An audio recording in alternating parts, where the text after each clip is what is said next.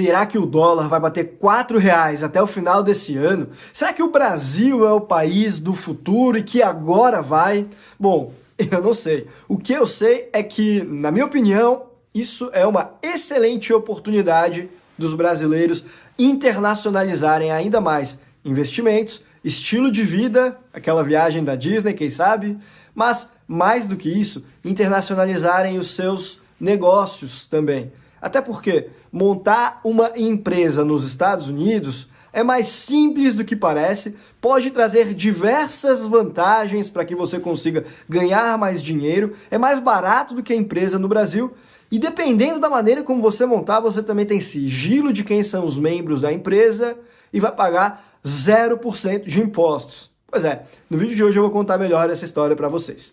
Que conversa é essa de uma empresa americana poder ser a solução para você conseguir economizar com impostos? Bom, para isso, você vai ter que montar essa empresa dentro de condições bem específicas de temperatura e pressão. Algumas empresas lá nos Estados Unidos são baratas, são fáceis de abrir, podem atender o seu caso. Uma delas é justamente essa. Eu me refiro às LLCs de um único sócio estrangeiro sediadas em Delaware. Se você não sabe, uma LLC, Limited Liability Company, nada mais é do que uma empresa limitada nos Estados Unidos. E Delaware é um estado americano que possui um alto grau de privacidade, porque não possui registro público de quem são os sócios das empresas de lá, possui 0% de imposto sobre renda estadual, não possui sales tax, que seria o ICMS deles lá, e na verdade, basicamente, o único imposto que você vai pagar lá vai ser o franchise tax, que é só $300 ao ano. Só isso que a sua empresa em Delaware paga de imposto. Não dá nem R$1.500 ao ano de imposto na cotação atual. Por isso que eu digo que a empresa lá é muito mais barata do que uma empresa no Brasil. Mas quando eu digo isso, eu não estou nem falando da questão tributária, eu falo só dos custos de estrutura. Quem dirá a questão tributária? Aí, se você montar uma LLC americana, sempre que ela tem um único sócio, ela vai ser tributada da mesma maneira que esse sócio, esse membro da empresa. Aí, se ele é um americano, por exemplo, ele vai chegar lá no imposto de renda dele, o Income Tax, preencher o formulário 1040 e vai pagar o imposto dele junto com o da empresa. Por outro lado, se o sócio é um estrangeiro não residente, que não possui obrigações fiscais nos Estados Unidos, bem, a empresa seria tributada da mesma maneira que ele. Ele não possui obrigações fiscais nos Estados Unidos, por tabela, a empresa também não. E aí você consegue ter um negócio no país que tem a melhor economia do mundo, ou ao menos a maior economia do mundo, com acesso a uma excelente infraestrutura bancária e que não vai pagar impostos. Porém, para não pagar impostos, essa sua empresa não pode estar engajada no United States Trade or Business. E isso ocorre quando a empresa tem, por exemplo, funcionários americanos, tem uma presença física lá, um escritório, um estoque, ou ainda quando ela tem fonte de renda americana. Mas essa questão da fonte de renda americana é muito complexa. Muitas vezes você acha que tem e não tem. Tem várias nuances aí. E eu explico algumas delas, principalmente para o pessoal de produtos, de serviços, de royalties, lá no nosso curso.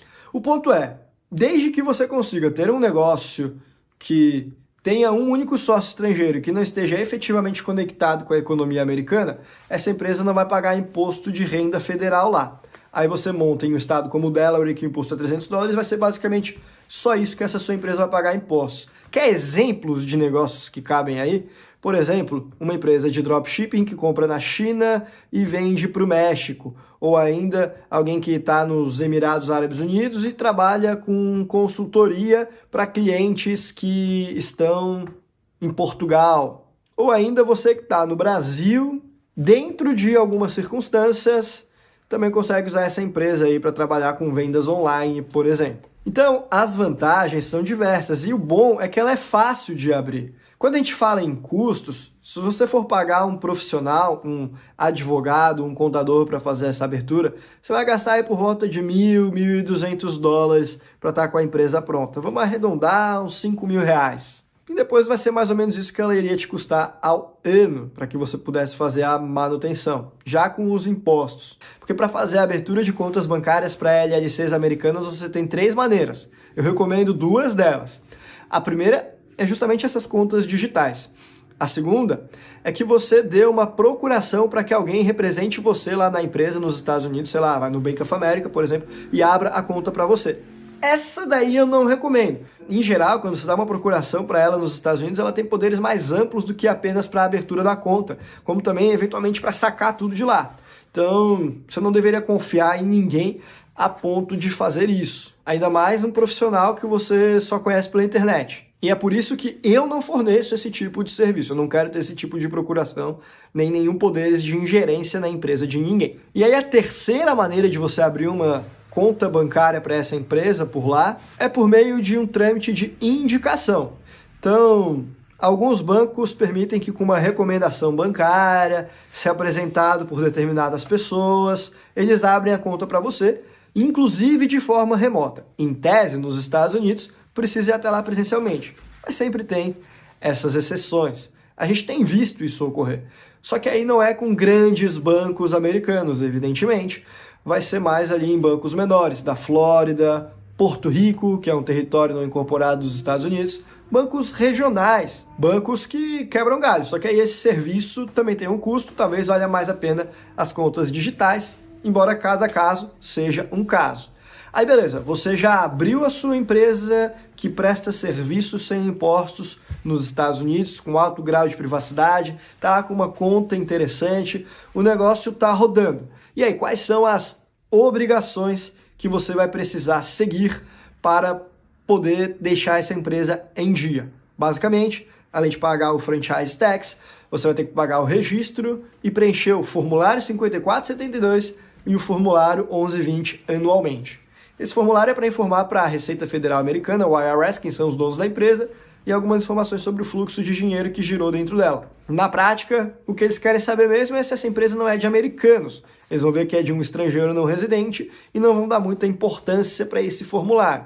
Porém, isso não significa que você pode deixar de entregá-lo. Caso você deixe de cumprir com essa formalidade, você recebe uma multa aí que vai até $25 mil, se você for pego. É por isso que é importante sempre fazer o preenchimento dele também. Além disso, mais recentemente, nos Estados Unidos, passou uma nova regulação na qual as LLCs e corporation que tenham com sócio estrangeiro mais de 10% vão precisar preencher também o formulário BE12, que é um formulário segundo o qual você precisa botar algumas informações, eles querem para fins estatísticos, para saber de quanto de capital estrangeiro que tem investido lá dentro dos Estados Unidos.